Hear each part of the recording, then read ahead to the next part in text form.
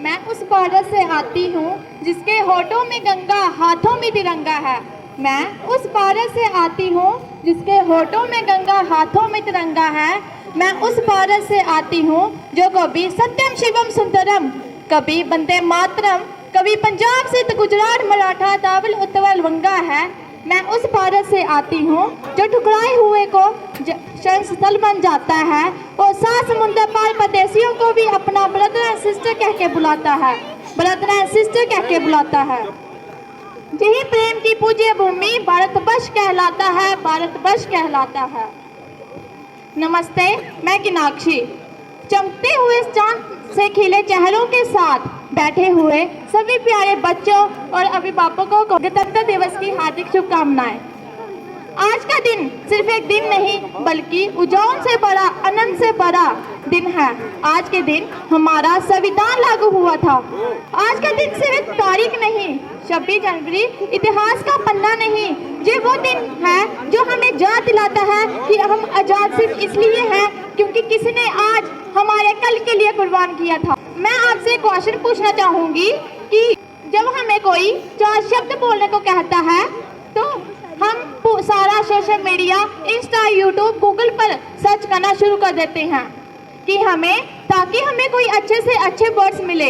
लेकिन आजादी हमें मिली, संविधान हमारा मिला, तो क्या हमारे पास 4 शब्द नहीं है? आज 26 जनवरी 1950 को हमारा संविधान लागू हुआ था। आप सबसे आशा करूंगी कि आप सुनेंगे और समझेंगे।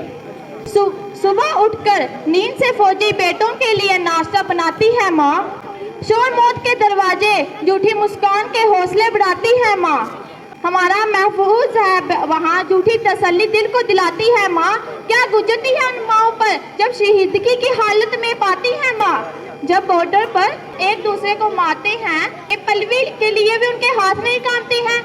कैसे जिएंगे उनके माँ बाप, ये ख्याल क्या उनके मन में नहीं आते हैं? वह बदकिस्मती माँ बाप की जो अब आखिरी बार शहीद बेटों को सीने से लगाती है माँ। आज की इस दौर भरी जिंदगी में मत भूलो हमारी संस्कृति, हमारे विचार और हमारा आचरण। मत भूलो छोटों से प्यार करना, मत भूलो बड़ों का आदर करना, मत भूलो इस भारत की भूमि को, इस धरती को। जय जननी जय जन्मभूमि, जहाँ देवी जी ने जन्म लिया सिर्फ इसलिए कि इस धरती की गोद में खेल सके। मैं नहीं मानती कि फेसबुक और व्हाट्सएप की डीपी को 3 रंगों में रंगना ही देशभक्ति है। मैं नहीं मानती कि साल में 2 बार तिरंगा हाथ में लेना ही देशभक्ति है। अगर आप इसको देशभक्ति कहेंगे तो क्या फुटपाथ में वो नंगे पांव जब बच्चा तिरंगा बेच रहा होता है तो क्या आप उसकी देशभक्ति कहेंगे? ये उसकी देशभक्ति नहीं, उसकी पेट की भूख है जो उसे ऐसा करने पर मजबूर करती है। परिवार, अपने समाज, अपने देश के लिए समर्पण का भाव है देशभक्ति। और हर देशद्रोही के जीवन में आने वाला तूफान है देशभक्ति, ताकि हर देशद्रोही ये समझ सके अगर तू परिंदा है तो ये आसमान तेरा है, अगर तू दरिंदा है तो ये शमशान तेरा है। भाईचारे से रहना है तो रह जमीन पे, वरना ये कब्र भी तेरी है, ये कब्रिस्तान भी तेरा है।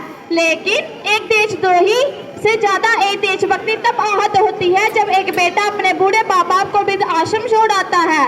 मजदूर को मजदूर समझिए, मजबूर नहीं। गरीब को काम दीजिए, दान नहीं। जीते जी रक्त दान दीजिए और मरने के बाद अंग दान देकर हुए को जीवन दान दीजिए। यही सच्ची देशभक्ति और सच्चा देश प्रेम है।